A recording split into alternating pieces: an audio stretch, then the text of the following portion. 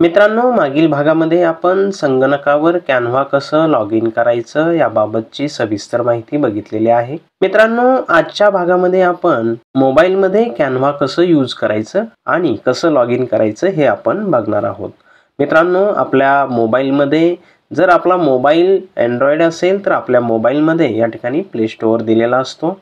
मित्रांनो, आपल्याला सर्वप्रथम प्ले स्टोअरवर यायचं आहे. प्ले स्टोअरवर आल्यानंतर आपल्याला या ठिकाणी कॅनव्हा सर्च करायचं आहे.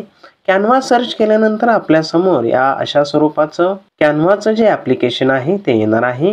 हे ॲप्लिकेशन आपल्याला आपल्या मोबाईलमध्ये इन्स्टॉल करून घ्यायचं आहे. मित्रांनो, बघा या ठिकाणी हे कॅनव्हा जे ॲप्लिकेशन आहे ते या ठिकाणी इन्स्टॉल होत आहे. कॅनव्हा ॲप्लिकेशन या ठिकाणी इन्स्टॉल झाल्यानंतर आपल्याला हे ॲप्लिकेशन ओपन करायचं आहे. मित्रांनो, ॲप्लिकेशन ओपन या ठिकाणी होत आहे. ॲप्लिकेशन ओपन झाल्यानंतर या ठिकाणी बघा आपल्याला कॅनव्हा लॉग इनसाठी फेसबुक, गुगल आणि इतर पर्याय या ठिकाणी उपलब्ध केलेले आहेत.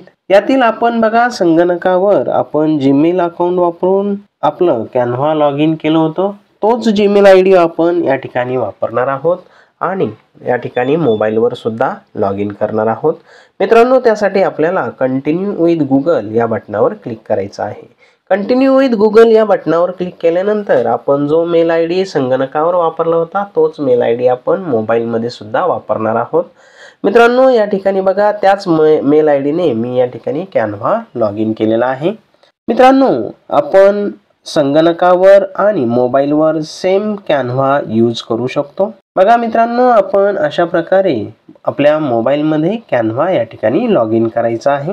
मित्रांनो, आपण संगणकावर आणि मोबाईलवर अशा दोन्ही प्रकारे या ठिकाणी कॅनव्हा लॉग इन कसं करायचं हे आपण या दोन्ही भागांमध्ये बघितलेलं आहे. मित्रांनो, पुढील भागामध्ये आपण कॅनव्हाचे संगणकावरील फीचर आणि मोबाईलवरील फीचर असे दोन्हीही फीचर आपण बघणार आहोत.